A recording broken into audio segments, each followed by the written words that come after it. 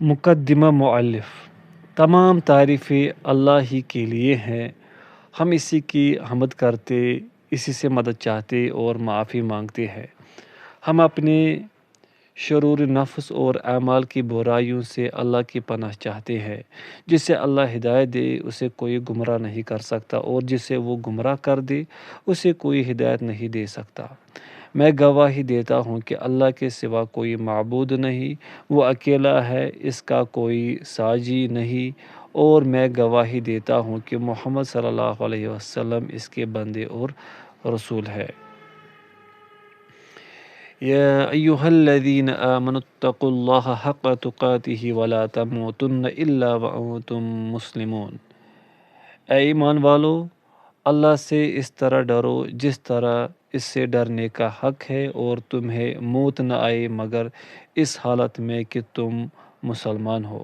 سورہ آل عمران آیت نمبر 102۔ یا ایہا الناس اتقوا ربکم الذی خلقکم من نفس واحدۃ وخلق منها زوجها وبث منہما رجالا کثیرا ونساء واتقوا اللہ الذی تساءلون به والارحام ان اللہ کان علیکم رقیبا۔ اے لوگو، اپنے رب سے ڈرو جس نے تمہیں ایک جان سے پیدا کیا اور اسی سے اس کا جوڑا پیدا کر کے ان دونوں سے مرد اور عورتیں کثرت سے پھیلا دے۔ اور اللہ سے ڈرو جس کے واسطے سے تم آپس میں سوال کرتے ہو، اور رشتے توڑنے سے ڈرو، بے شک اللہ تم پر نگہبان ہے۔ سورۃ النساء آیت نمبر 1۔ یا ایہا الذین آمنوا اتقوا اللہ وقولوا قولا سدیدا یصلح لکم اعمالکم ویغفر لکم ذنوبکم ومن یطع اللہ ورسولہ فقد فاز فوزا عظیما۔ اے ایمان والو، اللہ سے ڈرو اور سیدھی سچی بات کہا کرو، وہ تمہارے عمل درست کر دے گا اور تمہارے لیے تمہارے گناہ بخش دے گا، اور جو اللہ اور اس کے رسول کی اطاعت کرے تو یقیناً اس نے بہت بڑی کامیابی حاصل کر لی۔ سورۃ الاحزاب آیت نمبر 71۔ اما بعد، بلا شبہ سب سے بڑی صداقت اللہ کی کتاب ہے، اور بہترین سیرت محمد صلی اللہ علیہ وسلم کی سیرت ہے۔ سب سے برے کام وہی ہیں جو دین میں نئے ایجاد کردہ ہیں۔ دین میں ہر نئی بات بدعت ہے، ہر بدعت گمراہی ہے، اور ہر گمراہی آگ میں جھونکنے والی ہے۔ اللہ تعالیٰ کا فرمان ہے، فَلَوْلَا نَفَرَ مِن كُلِّ فِرْقَةٍ مِّنْهُمْ طَائِفَةٌ لِيَتَفَقَّهُوا فِي الدِّينِ۔ پھر ان کے ہر فرقے میں سے ایک گروہ دین میں سمجھ حاصل کرنے کے لیے کیوں نہیں نکلتا۔ سورہ التوبہ آیت نمبر 122۔ حمید بن عبد الرحمن کہتے ہیں کہ میں نے معاویہ رضی اللہ عنہ کو خطبہ دیتے ہوئے سنا، وہ کہہ رہے تھے کہ میں نے نبی صلی اللہ علیہ وسلم کو یہ ارشاد فرماتے ہوئے سنا، من یرد اللہ بہ خیرا یفقہہ فی الدین وانما انا قاسم واللہ یؤتی ولن تزال هذه الامة قائمة على امر اللہ لا يضرهم من خالفهم حتی یأتی امر اللہ۔ اللہ تعالیٰ جس بندے کے ساتھ خیر اور بھلائی کا ارادہ فرماتا ہے اسے دین کی سمجھ عطا کر دیتا ہے۔ میں تو صرف تقسیم کرنے والا ہوں، جبکہ عطا کرنے والا اللہ ہی ہے، اور یہ امت اللہ کے امر دین پر قائم رہے گی۔ اس کے مخالف اس کا کچھ نہیں بگاڑ سکیں گے حتیٰ کہ اللہ کا فیصلہ آ جائے۔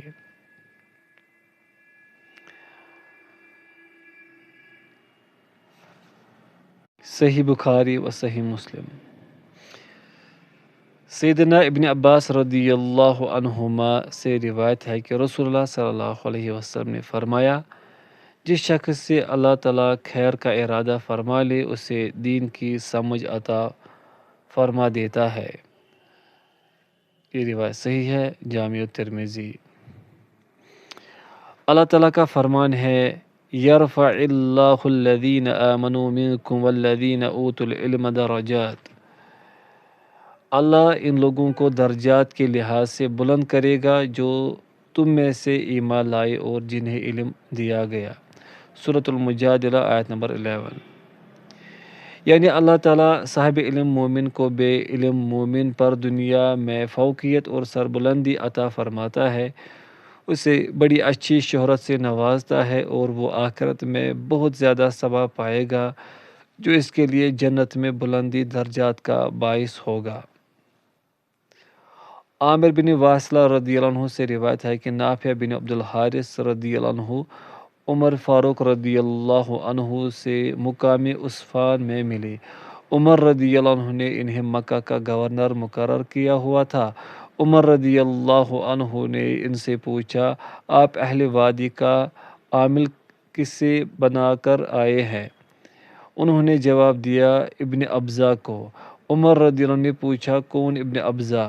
کہا کہ ہمارے موالی آزاد کردہ غلاموں میں سے ہے۔ عمر رضی اللہ عنہ نے کہا، کیا تم نے ان پر اپنا نائب ایک غلام کو بنا دیا ہے؟ جناب نافع رضی اللہ عنہ نے جواب دیا، وہ قرآن کریم کا قاری اور عالم اور علم وراثت کا ماہر ہے۔ عمر رضی اللہ عنہ نے کہا، اگر یہی بات ہے تو سن لو، نبی صلی اللہ علیہ وسلم نے فرمایا ہے، بلا شبہ اللہ تعالیٰ اس کتاب کے ذریعے سے کچھ قوموں کو سربلندی دیتا ہے اور اسی کے ذریعے سے کچھ دوسروں کو نیچا کر دیتا ہے۔ صحیح مسلم۔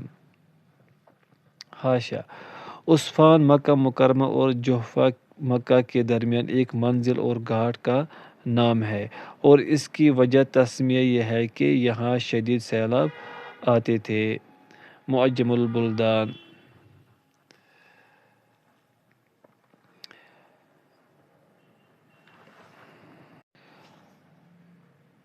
اور اہل علم اللہ عز و جل کی توحید کے گواہ ہیں، اور اللہ تعالیٰ نے اس کا اعتراف کرتے ہوئے فرمایا، شہد اللہ انہ لا الہ الا ہو والملائکۃ واولو العلم قائما بالقسط۔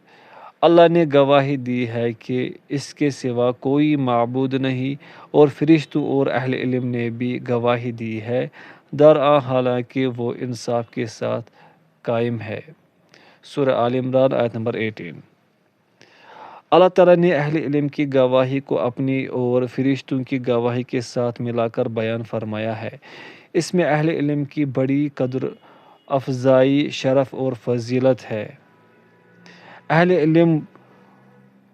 علم وہ لوگ ہیں جو ہر زمان و مکان میں قائد اور سردار رہے ہیں۔ وہ لوگوں کو اللہ کی طرف دعوت دینے والے اور اس کی طرف پھیرنے والے ہیں، اللہ کی نافرمانی اور مخالفت کے سنگین نتائج سے خبردار کرنے والے، اور بلا خوف و خطر اعلان حق کرنے والے ہیں۔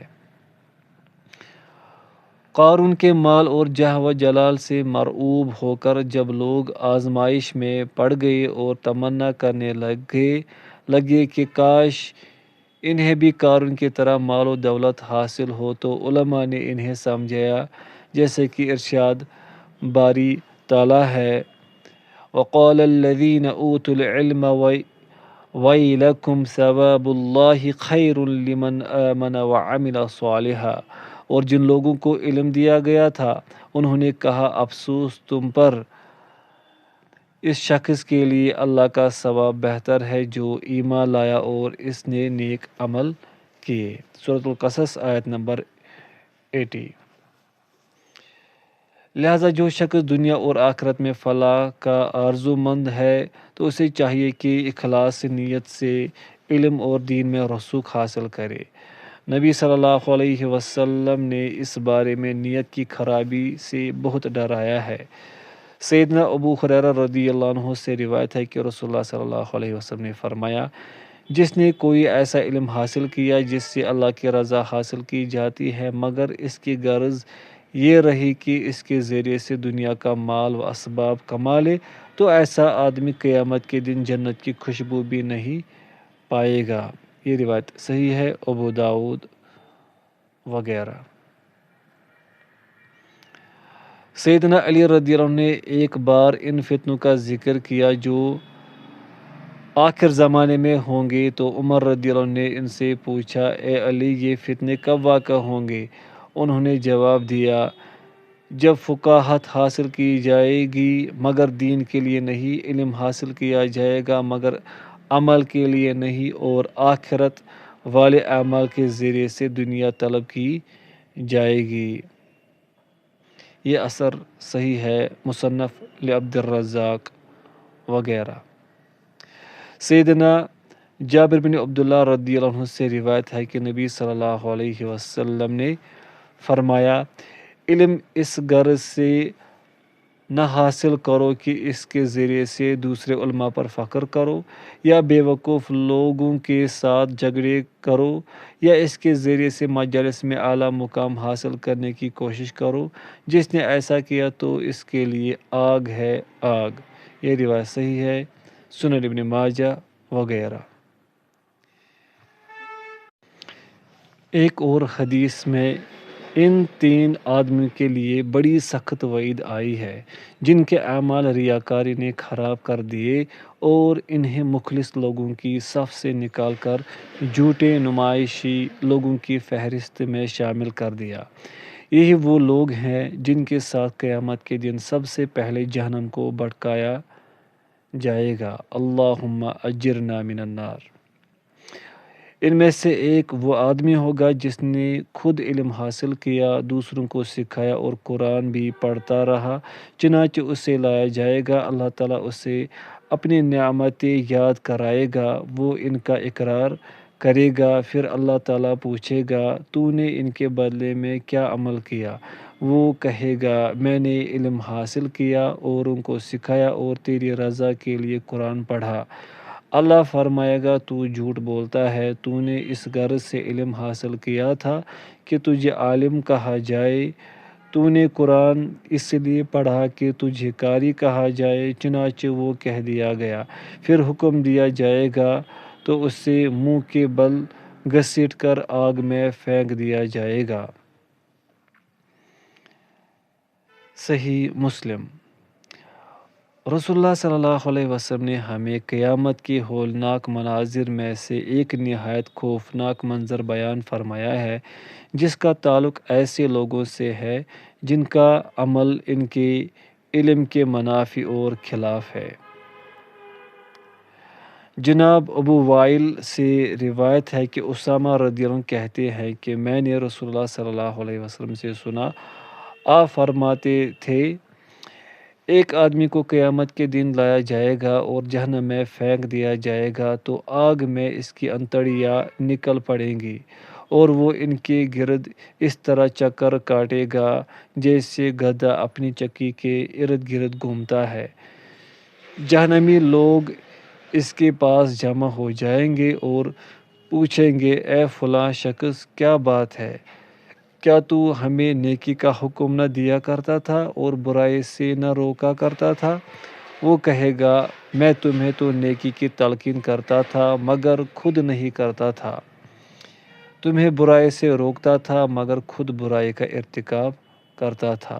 صحیح البخاری، صحیح مسلم۔ جناب لقمان بن عامر سے مروی ہے کہ ابو درداء رضی اللہ عنہ کہا کرتے تھے، مجھے اپنے رب سے اس بات کا ڈر ہے کہ وہ مجھے قیامت کے دن مخلوقات کے سامنے بلائے اور کہے، اے اویمر، یہ ان کا نام ہے۔ میں کہوں گا، میں حاضر ہوں اے میرے رب، اور اللہ تعالیٰ پوچھے گا، تو نے اپنے علم پر کیا عمل کیا ہے؟ یہ اثر صحیح ہے، شعب الایمان للبیہقی۔ کسی صاحب نے خوب کہا ہے، اے جوان مرد، اپنے علم کے مطابق عمل کر فائدے میں رہے گا، اگر عمل اچھا نہ ہوا تو علم کا کیا فائدہ؟ علم ایک حسن ہے اور اللہ کا تقوی اس کی زینت ہے، اور متقی لوگ اپنے علم ہی میں مشغول رہتے ہیں۔ اے صاحب علم، اللہ کی حجت بڑی مضبوط ہے، اس کے مقابلے میں کسی قسم کا کوئی مکر یا ہیلا نہیں چلے گا۔ علم حاصل کرو اور جس قدر ہو سکے اس پر عمل کرو۔ تجھے مقدس کام سے کوئی اور مشغلہ یا لڑائی جھگڑا ہرگز غافل نہ کر دے۔ اللہ تعالیٰ نے رسول اللہ صلی اللہ علیہ وسلم کے تمام اوامر و نواہی میں آپ کی کامل اتباع کو تمام مسلمانوں پر فرض قرار دیا ہے، چنانچہ فرمایا ہے وَمَا آتَاكُمُ الرَّسُولُ فَخُذُوهُ وَمَا نَهَاكُمْ عَنْهُ فَانْتَهُوا۔ اور اللہ کا رسول تمہیں جو کچھ دے تو وہ لے لو اور جس سے منع کرے تو اسے چھوڑ دو۔ یعنی مال فی وغیرہ میں سے تمہیں جو کچھ اللہ کے رسول صلی اللہ علیہ وسلم عنایت فرمائے اسے حلال سمجھتے ہوئے لے لو، اور جس کے لینے سے منع کر دے اس سے باز رہو۔ واتقوا اللہ، اور اللہ کا تقوی اختیار کرو۔ یعنی مال فی وغیرہ کے معاملے میں ان اللہ شدید العقاب، بلا شبہ اللہ تعالیٰ بڑی سخت سزا دینے والا ہے۔ یعنی اگر تم نے وہ عمل کر لیا جس سے تمہیں رسول اللہ صلی اللہ علیہ وسلم نے منع کیا۔ سیاق کے اعتبار سے آیت کے یہ اصلی معنی ہے، مگر یہ اپنے معنی اور مفہوم میں عام ہے۔ یعنی ہر وہ چیز جو رسول اللہ صلی اللہ علیہ وسلم پیش فرمائے اسے تسلیم کرو اور لے لو، خواہ امر ہو یا نہیں، قول ہو یا فعل۔ قرآنی آیات میں سبب نزول اگرچہ خاص ہوتا ہے مگر اعتبار الفاظ کے عموم کا ہوتا ہے۔ الغرض یہ آیت کریمہ سری نص ہے کہ ہر وہ چیز جو رسول اللہ صلی اللہ علیہ وسلم ہمارے پاس لائے ہیں اور آپ نے ہم تک پہنچائی ہے، خواہ وہ احکام ہو یا کچھ اور، کتاب اللہ میں مذکور ہوں یا سنت میں، جب اس کی نسبت نبی صلی اللہ علیہ وسلم کی طرف صحیح ثابت ہو جائے تو اسے قبول کرنا فرض و لازم ہے۔ اسی طرح جن چیزوں سے آپ نے منع فرمایا ہے ان سے اور ان تمام غلط کاموں سے جن کا بیان کتاب و سنت میں آ گیا ہے باز رہنا فرض ہے۔ عبداللہ بن مسعود رضی اللہ عنہ سے مروی ہے، انہوں نے کہا لعنت کی ہے اللہ نے جسم گودنے والیوں اور گدوانے والیوں پر، چہرے سے بال نوچنے والیوں اور نچوانے والیوں پر، اور حسن کی خاطر اپنے دانتوں کو کھرچنے والیوں پر جو اللہ کی خلقت کو تبدیل کرتی ہیں۔ یہ بات بنو اسد کی ایک عورت نے سنی جس کا نام ام یعقوب تھا۔ یہ خاتون قرآن پڑھا کرتی تھی۔ وہ ان کے پاس آئی اور کہنے لگی یہ کیا حدیث ہے جو میں نے آپ کے حوالے سے سنی ہے کہ آپ نے جسم گودنے والیوں اور گدوانے والیوں پر، چہرے سے بال نوچنے والیوں اور نچوانے والیوں پر، اور حسن کی خاطر اپنے دانتوں کو کھرچنے والیوں پر لعنت کی ہے جو اللہ کی خلقت کو تبدیل کرتی ہے۔ عبداللہ رضی اللہ عنہ نے کہا مجھے کیا ہے کہ میں اس پر لعنت نہ کروں جس پر رسول اللہ صلی اللہ علیہ وسلم نے لعنت فرمائی ہے، حالانکہ یہ بات اللہ کی کتاب میں ہے۔ وہ عورت کہنے لگی میں نے سارا قرآن پڑھا ہے، مجھے تو اس میں یہ بات کہیں نہیں ملی۔ عبداللہ بن مسعود رضی اللہ عنہ کہنے لگے اگر تو نے قرآن کریم پڑھا ہوتا تو یقیناً یہ بات پا لیتی۔ اللہ عز و جل نے فرمایا ہے وَمَا آتَاكُمُ الرَّسُولُ فَخُذُوهُ وَمَا نَهَاكُمْ عَنْهُ فَانْتَهُوا۔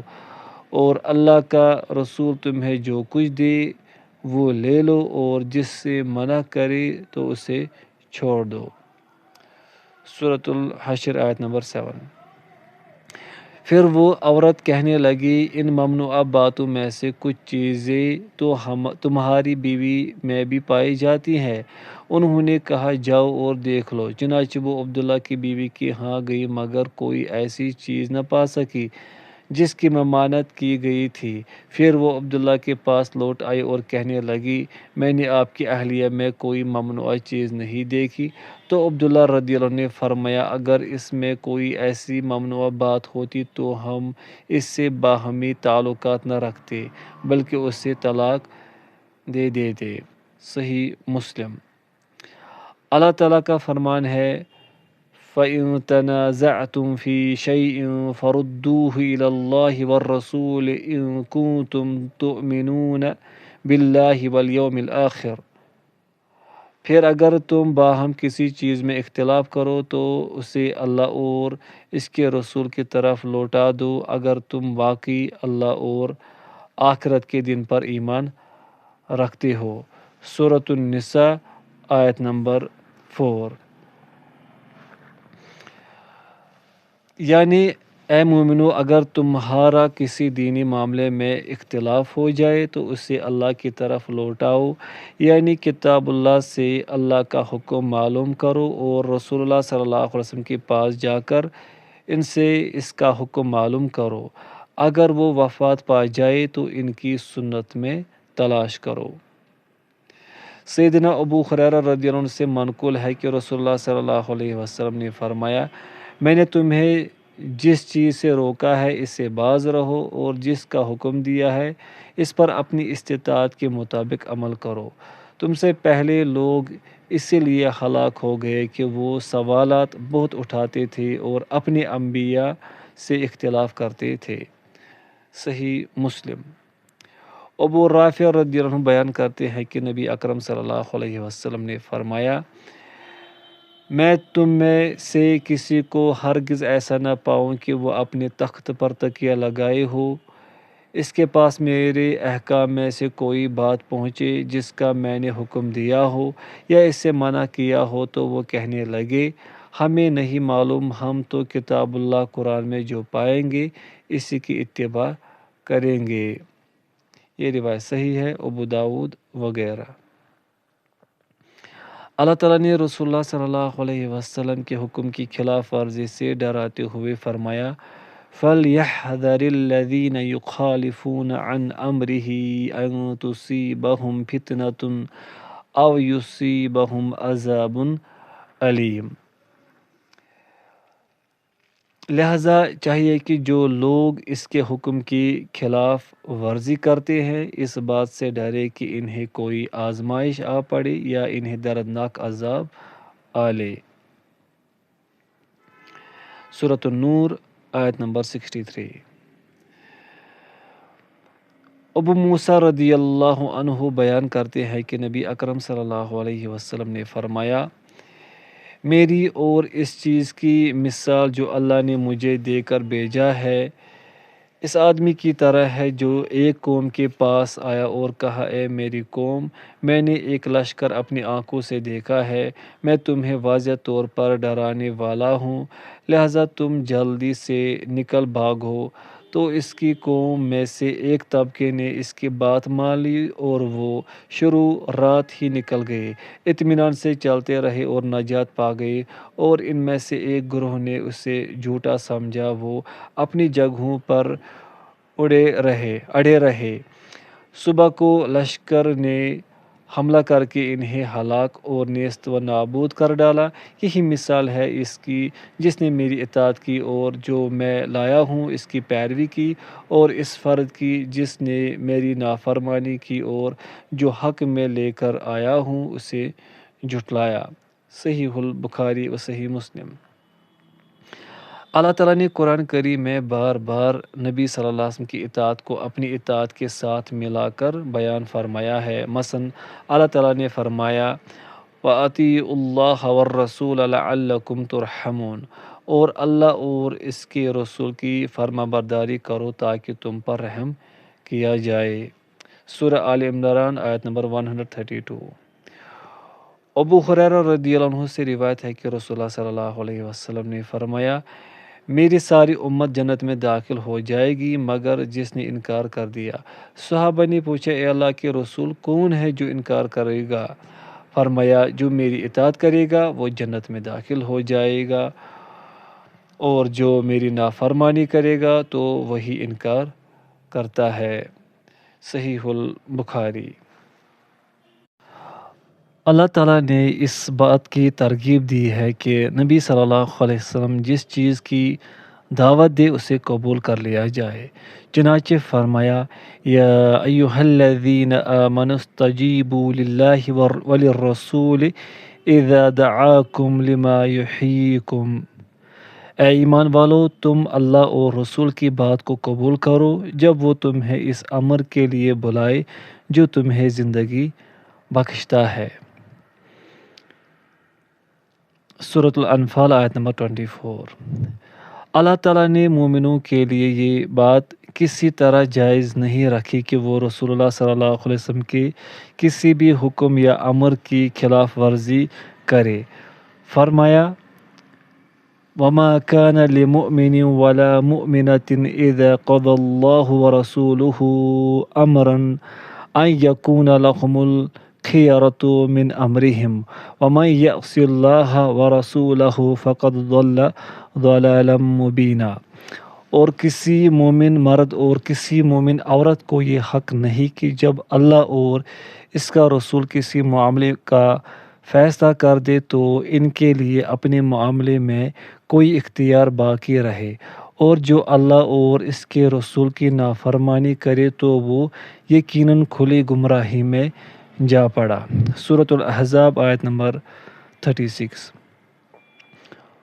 اللہ تعالیٰ نے اختلاف کے مواقع پر رسول اللہ صلی اللہ علیہ وسلم کے فیصلے سے روگردانی کو نفاق کی علامت قرار دیا ہے۔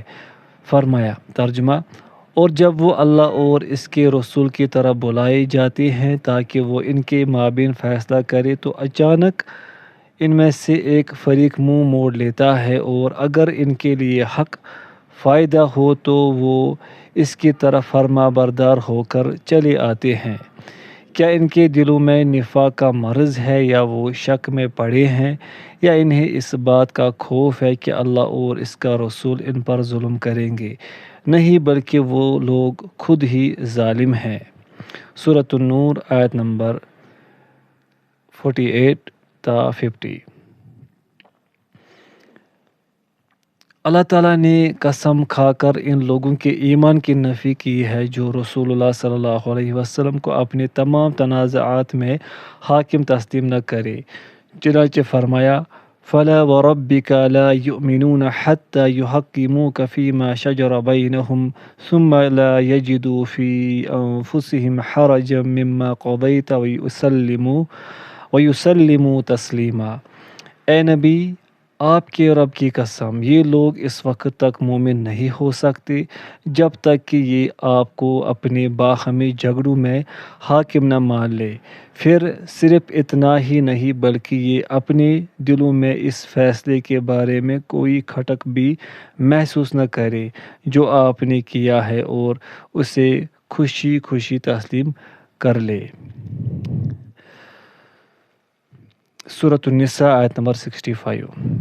الغرض سنت نبویہ قرآن کریم کے مجمل ارشادات کی وضاحت، مشکل مقامات کی تفسیر اور عام کی تخصیص کرتی ہے، جیسے کہ اللہ تعالیٰ نے فرمایا وَأَنزَلْنَا إِلَيْكَ الذِّكْرَ لِتُبَيِّنَ لِلنَّاسِ مَا نُزِّلَ إِلَيْهِمْ وَلَعَلَّهُمْ يَتَفَكَّرُونَ۔ اور ہم نے آپ پر یہ ذکر قرآن نازل کیا تاکہ آپ لوگوں کے سامنے بیان کرے جو کچھ ان کی طرف نازل کیا گیا، اور شاید کہ وہ غور و فکر کرے۔ سورۃ النحل آیت نمبر 44۔ رسول اللہ صلی اللہ علیہ وسلم کی احادیث ہی آپ کا بیان اور آپ کی تفسیر قرآن ہے۔ مزید برآں یہ بات تو ثابت ہے کہ ان احادیث کو قبول کرنا اور ان کے مطابق عمل کرنا ہم سب پر فرض ہے۔ ہم پر لازم ہے کہ اس بات کو یقینی طور پر جان لیں کہ ہم تبھی راہ مستقیم پر قائم رہ سکیں گے اور باطل کی گھاٹیوں میں ٹامک ٹوئیاں مارنے سے بچ جائیں گے جب ہم کتاب اللہ اور سنت رسول اللہ صلی اللہ علیہ وسلم کو نہایت مضبوطی سے تھام لیں۔ رسول اللہ صلی اللہ علیہ وسلم نے فرمایا اے لوگو، میں بھی ایک انسان ہوں، عنقریب میرے پاس اللہ کا پیغمبر ملک الموت آنے والا ہے تو میں اس کا پیام قبول کر لوں گا۔ میں تم میں دو بھاری چیزیں چھوڑے جا رہا ہوں۔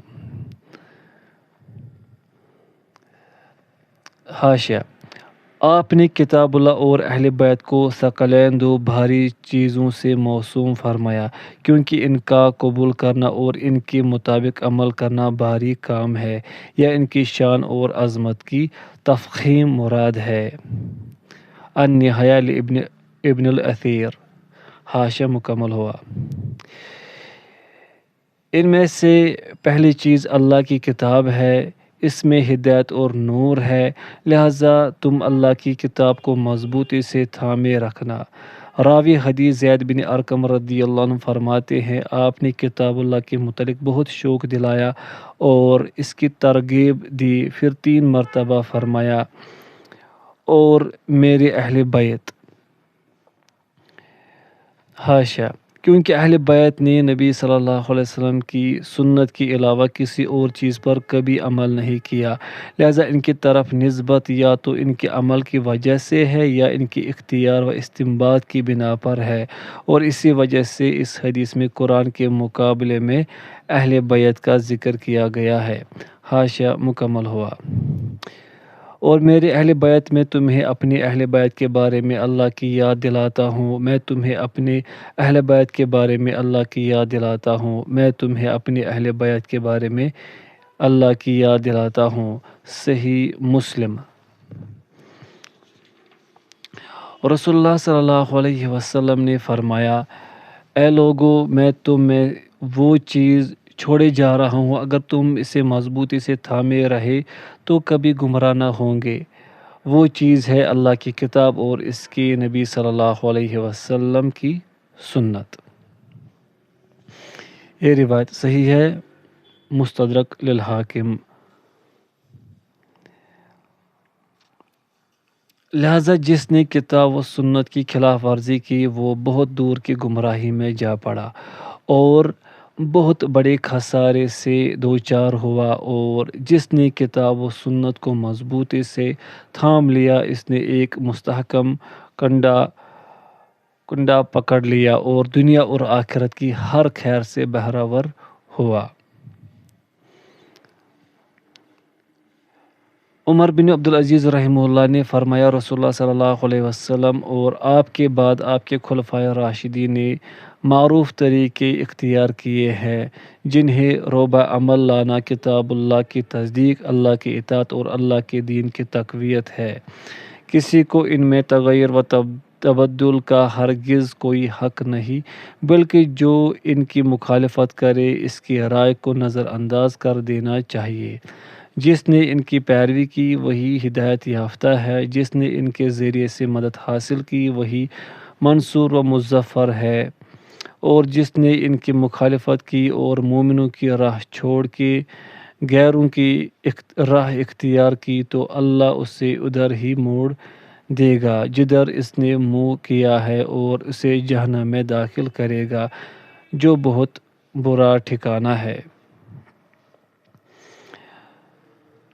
امام شافعی رحمہ اللہ کا فرمان ہے، علماء کا اس بات پر اجماع ہے کہ جس شخص پر رسول اللہ صلی اللہ علیہ وسلم کی سنت واضح ہو جائے تو اس کے لیے ہرگز جائز نہیں کہ وہ کسی بھی انسان کے قول کی خاطر سنت ترک کر دے۔ امام ابن خزیمہ رحمہ اللہ فرماتے ہیں، جب رسول اللہ صلی اللہ علیہ وسلم کی طرف سے کوئی حدیث صحیح ثابت ہو جائے تو اس کے مقابلے میں کسی کا قول قابل اعتبار نہیں۔ الغرض جب حصول علم کی اس قدر ترغیب آئی ہے اور طلبہ اور اس علم کے محتاج دیگر لوگوں کو تحصیل علم کے لیے محنت اور جد و جہد کرنے اور نہایت صدق و اخلاص سے اس پر عمل پیرا ہونے پر ابھارا گیا تو اپنے رب سے ثواب کے شائقین اس کام پر ٹوٹ پڑے۔ اللہ سے ڈرنے والوں نے علوم دین میں بڑی مہارت اور بصیرت حاصل کی اور اپنے اوقات کا سارا سرمایہ اسی پر لگا دیا، بلکہ وہ گھروں سے نکل پڑے حتیٰ کہ ان کے قدم پھٹ گئے اور انہوں نے طرح طرح کی مشقتیں برداشت کی۔ بالآخر ان کی یہ عظیم محنتیں پختہ عزائم اور تخلیقی صلاحیت کی حامل عقول بڑے حیرت انگیز انداز میں ثمربار ہوئے۔ اسلامی علوم عالیہ کے مکتبوں میں علوم و فنون کی گوناگوں عظیم اور دلکش کتابیں نظر آنے لگی اور ان کی اس قدر بہتات ہوئی کہ ان سے شرق و غرب کی وسعتیں بڑھ گئی۔ اللہ تعالیٰ اپنے ان مقربین کی محنت قبول فرمائے، آخرت میں انہیں اعلیٰ مقامات سے نوازے اور اس میں سے ایک وافر حصہ ہمیں بھی نصیب کر دے۔ ہمارے والدین، مشائخ، محسنین اور جمیع مسلمان مرد و خواتین کی مغفرت فرمائے۔ بلا شبہ اللہ تعالیٰ دعائیں سننے والا بڑا صاحب وجود و کرم ہے۔ میں ناچیز فقیر رحمت رب العالمین نے بھی اس جماعت کے ڈولوں کے ساتھ اپنا ڈول ڈال دیا ہے۔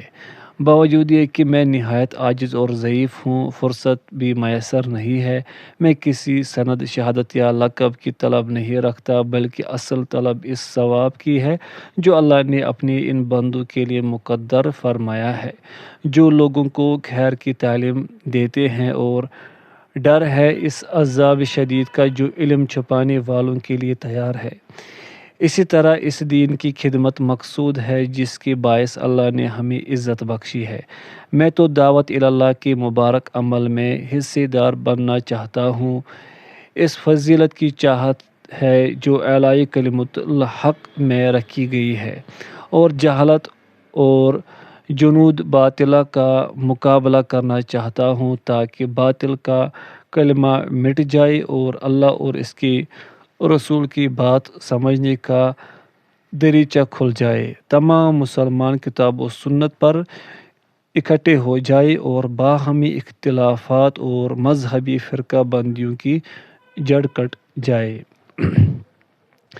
چاہتا ہوں کہ مسلمانوں کے لیے ان کی فقہ آسان صورت میں ان تک پہنچے، عبارت واضح اور انداز بیان آسان ہو، کوئی پیچیدگی نہ ہو، فنی اصطلاحات سے حتی الامکان گریز ہو، ایسے فرضی مسائل جو کبھی ظہور ہی میں نہیں آئے ان سے بچا جائے، غرض یہ کہ ہر وہ چیز جو ایک مسلمان کو فقہ اسلامی میں درکار ہو سکتی ہے پیش کر دی جائے۔ انہی مقاصد کے پیش نظر میں نے اپنی یہ کتاب ترتیب دی ہے اور اس کا نام اللباب فی فقہ السنۃ والکتاب تجویز کیا ہے۔ اس کے موضوعات کی ترتیب درج ذیل ہے۔ پوائنٹ 1، طہارت کے احکام و مسائل۔ پوائنٹ 2، نماز کے احکام و مسائل۔ پوائنٹ 3، روزوں کے احکام و مسائل۔ پوائنٹ 4، زکوٰۃ کے احکام و مسائل۔ پوائنٹ 5، حج کے احکام و مسائل۔ پوائنٹ 6، نکاح کے احکام و مسائل۔ پوائنٹ 7، خرید و فروخت کے احکام و مسائل۔ پوائنٹ 8، قسموں کے احکام و مسائل۔ پوائنٹ 9، نظر کے احکام و مسائل۔ پوائنٹ 10، کھانے کے احکام و مسائل۔ پوائنٹ 11، طب کے احکام و مسائل۔ پوائنٹ 12، لباس کے احکام و مسائل۔ پوائنٹ 13، وصیت کے احکام و مسائل۔ پوائنٹ 14، وراثت کے احکام و مسائل۔ پوائنٹ 15، حدود کے احکام و مسائل۔ پوائنٹ 16، قصاص کے احکام و مسائل۔ پوائنٹ 17، دیت کے احکام و مسائل۔ پوائنٹ 18، قضاء کے احکام و مسائل۔ پوائنٹ 19، جہاد کے احکام و مسائل۔ یہ کتاب فقہ اسلامی کے تقریباً سبھی موضوعات پر مشتمل ہے۔ ہر مسئلہ نہایت آسان اسلوب اور دلائل کی روشنی میں بیان کیا گیا ہے تاکہ کم تعلیم یافتہ قاری کو بھی اسے سمجھنے میں دقت نہ ہو۔ مسائل کی توضیح و بیان کے لیے میں نے صحیح دلیل پر اعتماد کیا ہے۔ میں نے کسی جماعت کے لیے کسی جماعت کے خلاف تعصب نہیں کیا اور فرقہ وارانہ تقلید سے دور رہا ہوں۔ جس کے پاس جو متاع حق ہے میں اسی کا معید اور موافق ہوں، اگر کوئی حق سے دور ہے تو میں اس کے خلاف ہوں، خواہ وہ کوئی گروہ ہو یا کسی کی تحریر۔ میں علو و قدرت کے مالک اللہ تعالیٰ سے دعا گو ہوں کہ وہ مجھے اسی پر زندہ رکھے، اسی پر مجھے موت آئے اور اسی پر اللہ جل وعلا سے ملاقات ہو۔ حق ہمیشہ دلائل و براہین کے ساتھ یوں نمایاں ہو جاتا ہے جیسے چاند نکل آنے پر مہینے کی پہچان ہوتی ہے۔ معرفت احکام کے لیے دلیل و برہان وہی حیثیت رکھتی ہے جو کسی خیمے کے لیے اس کی چوب رکھتی ہے۔ حق کا طلبگار اللہ کا مہمان ہے۔ دلیل قاطعہ اللہ رب العزت کی تلوار کی حیثیت رکھتی ہے اور علم ہمیشہ اسی کے ذریعے سے ظاہر ہوا ہے۔ اس لیے کسی کے لیے روا نہیں کہ دلیل جان لینے کے بعد حق کے خلاف چلے۔ کسی کی اطاعت محض اس لیے لازم نہیں آتی کہ وہ عالم یا امام ہے، بلکہ لوگوں پر واجب ہے کہ حق ہی کو قبول کرے، خواہ کسی سے ملے اور باطل کو رد کر دے، چاہے وہ کہیں سے آئے، کیونکہ اللہ عز و جل نے فرما دیا ہے فَمَاذَا بَعْدَ الْحَقِّ إِلَّا الضَّلَالُ فَأَنَّىٰ تُصْرَفُونَ۔ حق کے بعد سوائے گمراہی کے اور کچھ نہیں، پھر تم کدھر پھیرے جا رہے ہو۔ سورہ یونس آیت نمبر 32۔ میں نے یہ طریقہ اختیار کیا ہوا ہے، لیکن مجھے اس کا احساس ہے کہ علماء کو ایک اونچا مقام و مرتبہ حاصل ہے۔ ان سے دوستی و موالات اور ان کے بارے میں حسن ظن ضروری ہے، کیونکہ اگر کسی امام یا عالم سے کوئی غلطی سرزد ہو جاتی ہے تو وہ کسی بدنیتی یا بدطینتی کی وجہ سے نہیں ہوتی۔ ہم پر ان کا احترام لازم ہے۔ ہم خوب جانتے ہیں کہ یہ لوگ اللہ کے دین کے امین، محافظ اور مجتہد ہیں۔ یہ حضرات دو نہیں تو کم از کم ایک اجر سے یقیناً محروم نہیں ہے اور ان کے لیے مغفرت کا وعدہ ہے، لیکن ان مقامات و مراتب سے یہ لازم نہیں آتا کہ نصوص شریعت کو بے قیمت بنا دیا جائے اور ان علماء میں سے کسی کے قول کو نصوص شریعت پر مقدم کیا جائے، اس شبہے کی وجہ سے کہ وہ آپ سے زیادہ عالم تھے، بلکہ آپ پر لازم ہے کہ آپ ان کے اقوال کو ہمیشہ قرآن و سنت کی روشنی میں جانچیں، ان کے ساتھ ان کا موازنہ کریں، جو کچھ قرآن و سنت کے موافق ہو اسے لے لے اور جو منافی ہو اسے چھوڑ دے۔ امام ابن عبد البر قرطبی رحمہ اللہ کا درج ذیل بیان کس قدر شاندار ہے، جو انہوں نے اپنی کتاب جامع بیان العلم و فضلہ میں ذکر کیا ہے۔ فرماتے ہیں، محترم بھائی، اصول اور متون کے حفظ کا اہتمام رکھیے اور جان لیجیے کہ جس شخص نے سنن اور قرآن میں احکام منصوصہ کے یاد رکھنے کا اہتمام کیا اور ساتھ ہی فقہائے امت کے اقوال بھی پیش نظر رکھے اور ان سے اپنے اجتہادات میں مدد لی، ان کے افکار کو اپنے فکر و تدبر کی کنجی گردانا، مجمل نصوص کے معانی کے تعین میں ان کے اقوال کو تفسیر و توضیح کا درجہ دیا اور کسی کی ایسی تقلید نہیں کی جیسا کہ احادیث رسول صلی اللہ علیہ وسلم کا حق ہے، اور سنت مقدسہ کی حفاظت یا اجتہاد میں علماء حق کے طریقے سے باہر قدم نہیں رکھا۔ بحث و نظر میں ان کی اقتداء کی اور وہ نکات و افادات جو انہوں نے مرحمت فرمائے ہیں، ان میں ان کا شکر گزار ہوا۔ ان کی اکثر آراء اور اقوال جو صحیح اور درست ہے، ان میں ان کا معترف اور ثنا خواہ رہا۔ اس کے ساتھ ساتھ ہی خطا اور بھول چوک سے انہیں ماورا نہ سمجھا، جیسا کہ وہ خود بھی اپنے آپ کو اس سے بری اور معصوم نہ کہتے تھے، تو ایسا آدمی ہی سلف صالحین کا طریقہ اختیار کرنے والا، بڑی نصیبی والا، صاحب رشد، نبی صلی اللہ علیہ وسلم کی سنت کا پیرو اور سیرت صحابہ پر چلنے والا ہے۔ اور جس شخص نے اپنے آپ کو اس انداز فکر اور نظر سے دور کر لیا اور مذکورہ امور سے دور رہا، سنن رسول کا اپنی رائے سے مقابلہ کرنے والا بنا اور چاہا کہ سنن کو اپنی فکر و نظر کی طرف لوٹائے، تو ایسا آدمی خود گمراہ ہوا اور دوسروں کے لیے بھی گمراہی کا سبب بنا۔ مزید برآں، جس شخص کو ان ساری باتوں کی کچھ خبر ہی نہ ہو اور علم کے بغیر فتوے دینے لگے، تو وہ اپنے اندھے پن اور گمراہی میں سب سے فائق ہے۔ تالیف کتاب میں میرا طریقہ کار مندرجہ ذیل نکات سے عیاں ہوتا ہے۔ تحدید مصادر اور کتاب کے تمام ابواب کے لیے متعلقہ مواد بحمدللہ کافی ہے۔ جمع کرنا، تحدید مصادر کے حوالے سے کتب کی تعین کرنا، مثلاً کتب تفسیر بالخصوص تفاسیر آیات احکام، کتب حدیث بالخصوص وہ کتابیں جن میں فقہ الحدیث کا اہتمام ہے، فقہی مکاتب فکر کی کتب بالخصوص الفقہ المقارن، تقابلی مطالعے کی کتب فقہ، اور ان میں بھی وہ جن میں دلائل کی وضاحت اور مخالفین کی رائے کا رد اور بحث کا اہتمام ہوتا ہے۔ دلائل کی تحقیق و تنقید، نصوص و اقوال کی ترجیح اور قول راجح کی مزید تائید کا اہتمام کیا ہے۔